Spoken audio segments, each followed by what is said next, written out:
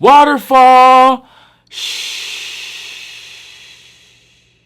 That's one technique I talked about in the last video, 5 effective attention getters. However, once you get their attention, how do you keep it? Hello, I'm Mr. Brown. And like I said in the first video, I've been working with kids for over 30 years, and I've used a lot of techniques to get their attention and to keep their attention. And the number one thing I see leaders do is once they get kids' attention, they don't focus on keeping it. They just expect once they say it, their kids are gonna listen. And that's not true. Working with kids is like herding cats. I've never herded cats, so I don't know what that's like. But yeah, you gotta keep their attention once you get it. Our world today, the attention spans of even humans has been less than a goldfish, right? So you gotta keep their attention. Number one way I've seen leaders fail at doing that is they begin to talk too soon. They begin to just start talking. As soon as they do the attention getter, they don't wait. They don't pause long enough to make sure everybody's paying attention and using your eyes and eye contact to make sure they understand that you expect their attention. Use these eyes. Use them effectively to say, I'm watching you. Speaking of eyes, one day this middle school student told me, Mr. Brown, your eyes scare me. When you do the eye thing, they scare me. And she knows I'm not a scary person, but it gets her attention. So I will do waterfall, shh.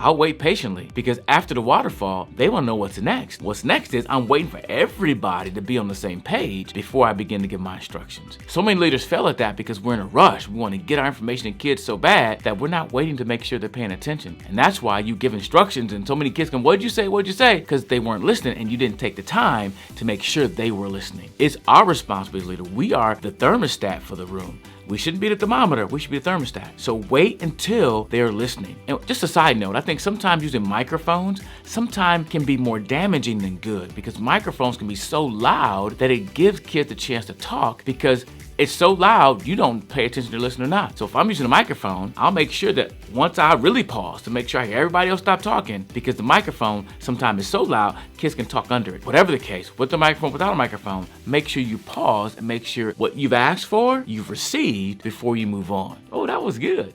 Make sure what you've asked for, you've actually received from the students before you move on. Take a moment to make sure not only to get their attention, but that you're maintaining their attention before you begin to give your instructions. After that, the best way to maintain their attention is to make sure you got something to say and you say it well. Again, we have so much our kids are dealing with when it comes to attention. They're scrolling all the time. This changes all the time. So you have to be animated sometimes. You have to move. You have to say something differently. Use different voice inflections, but make sure you keep their attention with your body language and expect it. I'll give you a special tip I use, especially if you know the kids' names. Like a lot of times when I'm teaching, I'm sharing something, I'm telling a story, and I see one kid not paying attention. Instead of saying, hey kid, stop paying attention, I'll simply say, call the kid by name. Hey Jackson, did you know in the story what I just do? I called Jackson out, but everyone else said, whoa, who are you talking to?